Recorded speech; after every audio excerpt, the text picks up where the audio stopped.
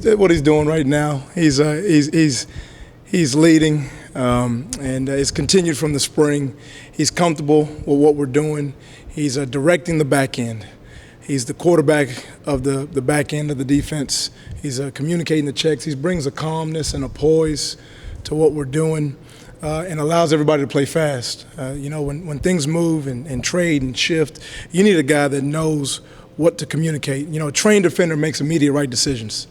And when you got a guy back there that can make the check, make the call, see it before it happens, hey, watch the drive, watch the slant, it brings a poise to the defense, and it lets everybody go out there and play fast. So he's doing those things in terms of leading the secondary, and then he's going out there and making plays. Who is that? No question. I mean, you hit it on the head.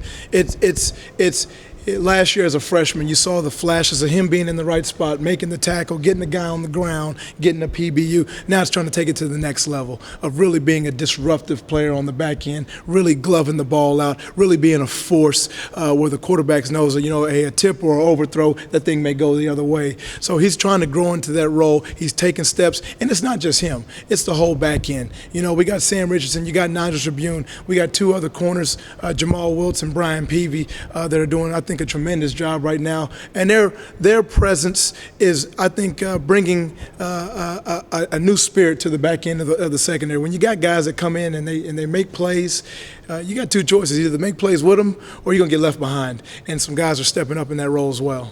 Well, the biggest thing is one, you get guys lined up. You look for tendencies and percentages. Every good team has them. If a team is doing well, there's a saying, if you're hard to prepare for, you're usually easy to beat. If you're easy to prepare for, which means we know what you're going to do, usually you're hard to beat. If you're easy to prepare for, we know what you're doing. Well, guess what? You've been successful doing what you're doing. That's why you do it all the time. So it's getting guys lined up and getting them in the right spots. But a lot of it's like anything else we do. If you go run a business, if you're a reporter, if you're a teacher, when you have confidence, you do your job better. And when you're on the football field, when you have confidence, it takes guts to go make a play.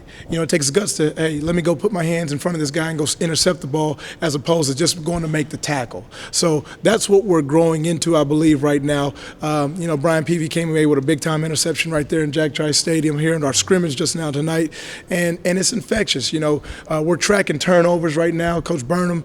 We're tracking every single turnover that we get as a defense, and we're counting strip attempts right now. So it's getting to it where it's pretty infectious around the defense. We're counting how many we're getting a day. We're counting who's trying to put the ball out, and we're showing that film over and over again and trying to develop that culture and that shared belief of a unit that can strip the ball, take it away, because you got to have it in the Big 12. You guys know that. How do you? It's kind of like baseball. Everything starts up the middle.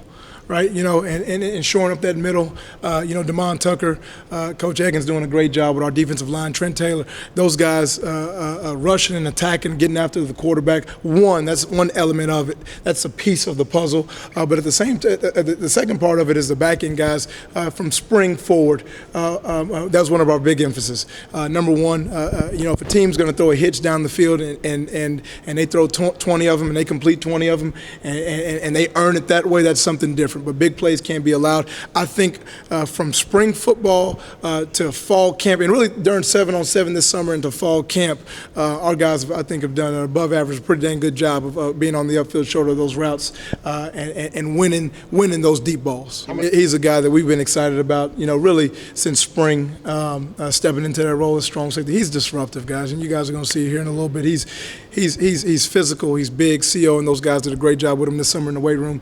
He looks like a Big 12 safety. He plays and hits downhill like a Big 12 safety. He can go up there with two hands and intercept the ball at the same time. So we've been pleased with him with his progress right now. He's got to continue to take the steps, but I'm excited for him in the season that he's going to have this year.